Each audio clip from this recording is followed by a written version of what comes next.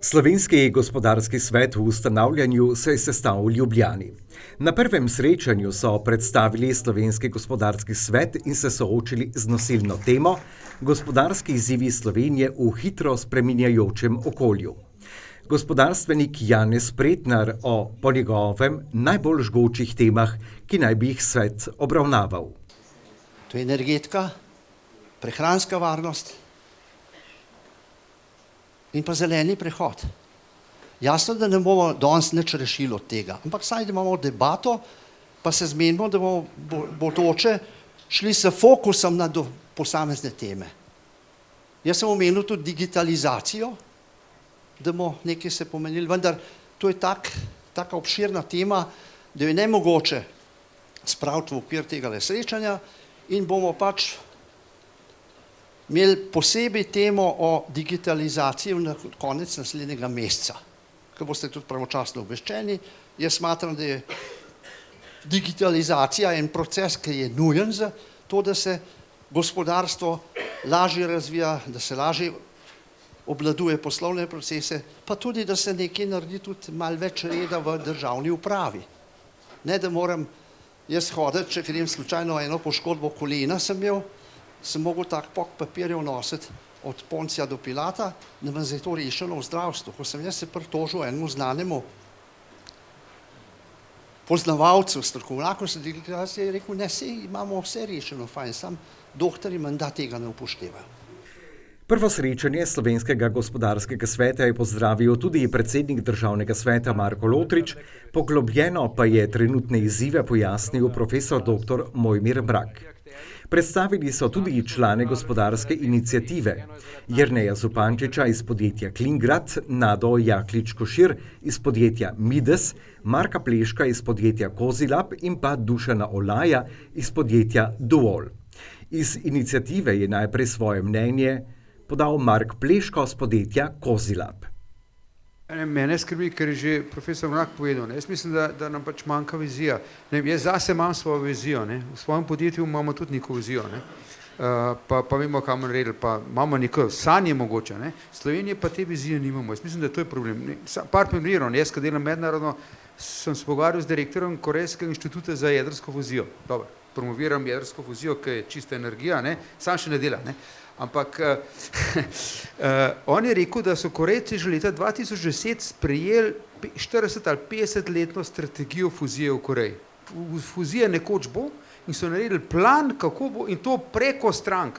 Katerakoli vlada, ja, se lahko kregajo, in jaz bi rekel isto za Slovence. Glejte, vsak od nas ima 40 ur časa na dan, oziroma eno uro, še več, če eno uro preostane.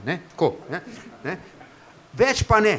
In če mi porabimo pol časa za to, da se med sabo kregamo, o čemarkoli, bomo mi pač pol časa zgubili, ker bi lahko delali konstruktivno.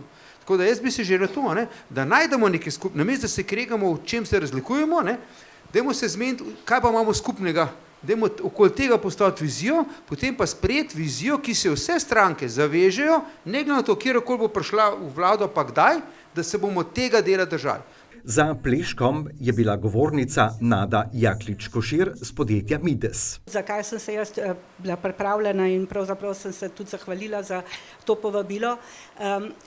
Ravno to, kot je tudi zdaj moj kolega omenil, nam rekla, predvsem manjka ta dolgoročna vizija, ker opažam pač z ozirom na svoja leta, da naša politika, pa ne naša, mislim samo slovenska, nasploh problem politike je, da dela kratkoročne plane od enih volitev do drugih.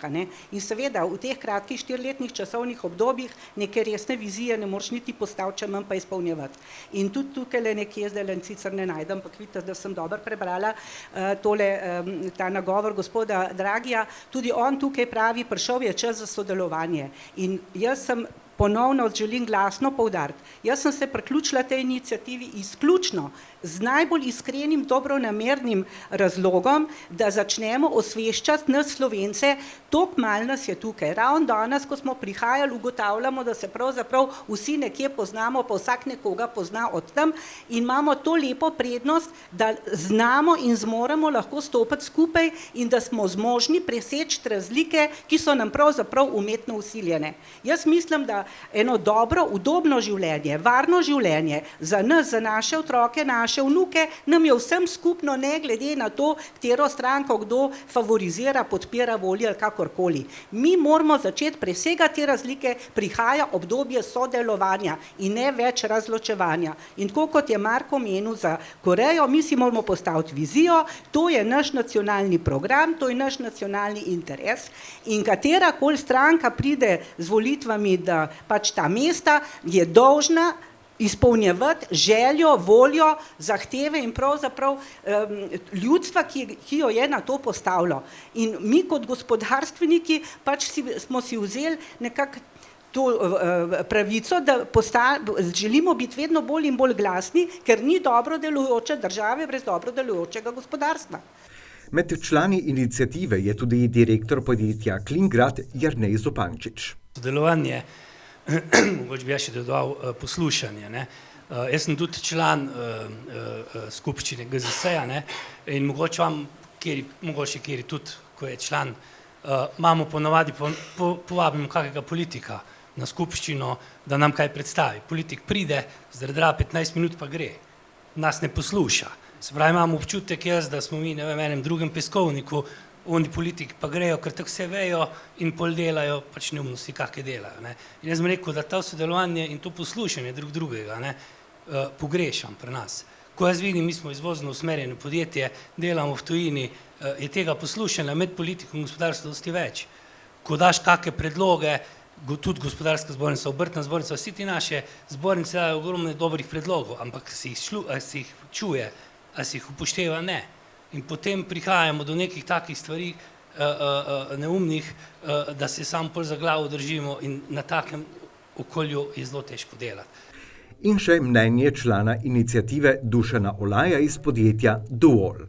Glede na podjetje, naše podjetje, ki je vpeto v globalni trg, 70 držav sveta, praktično vsi kontinenti, 25 držav EU-ja, 25 različnih nacionalnih zakonodaj protekcionizma v takšni ali drugačni obliki. Se pravi, definitivno vem, o čem se pogovarjamo in jaz samo upam, mislim, da je Dragevo in Letevo pismo danes na mizi marsikaterega slovenskega menedžerja, ki spoštuje tisti prvi postulat varnosti poslovanja podjetja, to je obvladovanje tveganja. Ne.